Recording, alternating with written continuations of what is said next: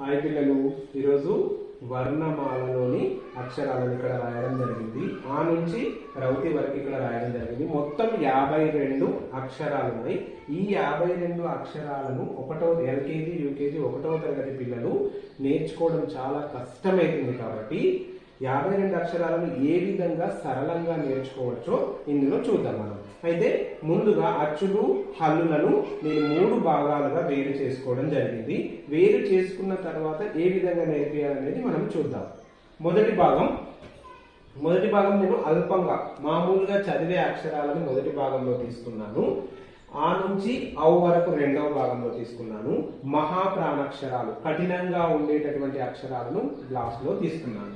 ఇది మొదటి భాగంలో ఎందుకు నేర్పియాలి పిల్లలకు అంటుందంటే, ముందుగా మనం క అక్షరాన్ని నేర్పి ఈజీగా నేర్పచ్చు. ఎలా అంటే, ఒక చిత్రాన్ని తీసుకొని క కమలం, గ గడియారం, చ చందమామ, జ జడ, ట టమాటా, డ డబ్బా, త తబలా, ద దండ, నా నక్క. ఈ విధంగా ఈ అక్షరానికి సంబంధించినటువంటి చిత్రాన్ని తీసుకొని పిల్లలకు అక్కడ పక్కన పేస్ట్ చేస్తే చాలా ఈజీగా అక్షరాన్ని ఐడెంటిఫికేషన్ చేస్తారు, గుర్తింపు వస్తుంది.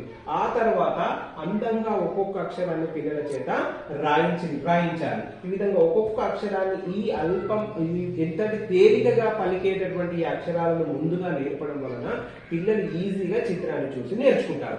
అప్పుడు ఆ అమ్మ, ఆ ఆవు, ఈ ఇల్లు, ఈ ఈగా అనే అక్షరాలకు వెళ్ళిన తర్వాత అచ్చులు కూడా పూర్తిగా కంప్లీట్ అయిన తర్వాత ఈ మహాప్రాణాక్షరాలను ఇప్పుడే నేర్పవద్దు, పక్కకు పెట్టేసిన తర్వాత ఈ అచ్చులతోని వీటి అల్పంగా తేలికగా పలుకుతున్నటువంటి అక్షరాలతోని 2 అక్షరాల పదాలు తయారు చేయించాలి.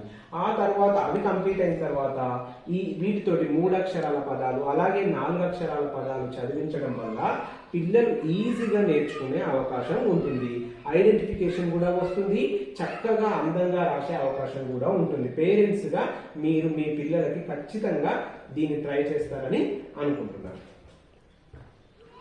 మా క్లాస్ లో 1వ తరగతి చదువుతున్న అక్షర 3 నెలల్లోనే ఈ అక్షరాలు పూర్తిగా నేర్చుకోవడం జరిగింది. ఇప్పుడు చదువుతుంది చూడండి.